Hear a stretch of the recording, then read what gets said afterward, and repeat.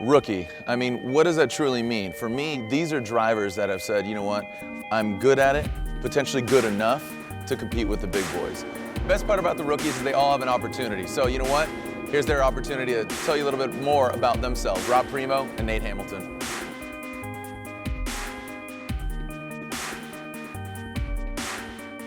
The day I found drifting, I never, I guess, thought of, I don't know, it's hard to explain.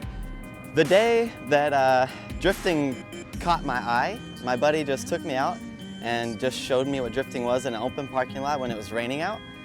And from there, I decided to build a 240 and just have fun, and I was out just drifting at local events, and things really started picking up from there for me. Like people would tell me, go to this competition, and I don't know, I didn't really want to be competitive.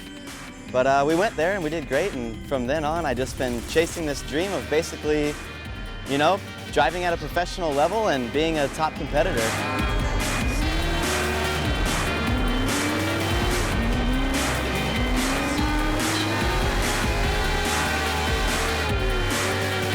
I definitely feel like we're learning so much this year that actually is helping us be a pro that you don't get unless you just become a pro, I guess. Like Forsberg told me, he's like, you just gotta go into this and you gotta figure out a way to come out on top, There's really no way to teach someone to be a pro because there's a lot that goes into it, and it can vary so differently between teams and this and that.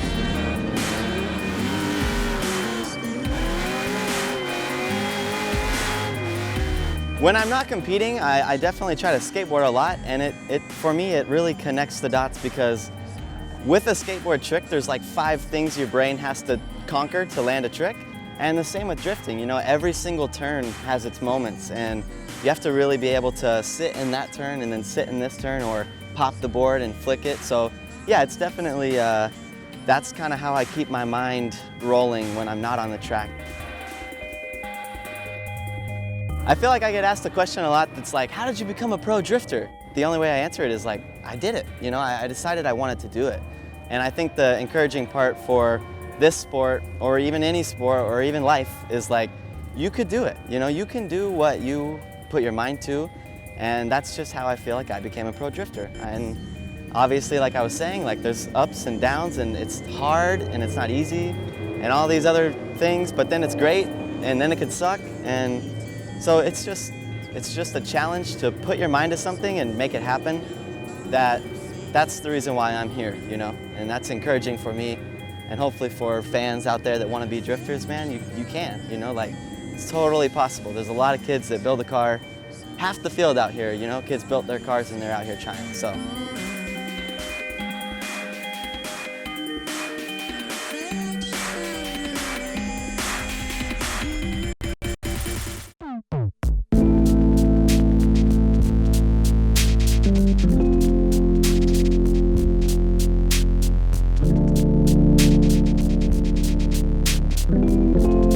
Rob Primo from the Northwest. Been kind of into drifting since I think the beginning, at least in the US. I was at the first D1 Grand Prix and watched some drivers from Japan just slay it. Watched Taniguchi go into the wall at the end, and I was kind of hooked from there. Really didn't think I'd ever get to that kind of level, just kind of got into the sport because I love drifting.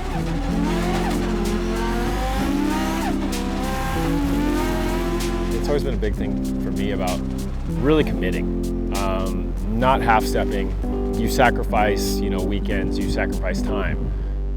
I don't get a chance to necessarily go out with all my friends as much as I'd like.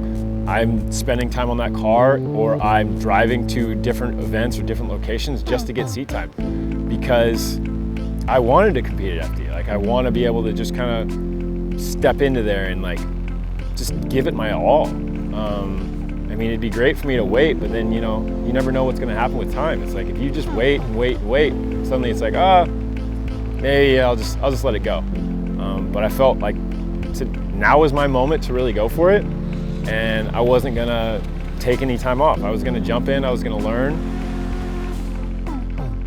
Kind of in the same facet, mountain biking, which I do a lot in the off season. Just the speed and kind of the line that you take is kind of similar to, I guess, to drifting.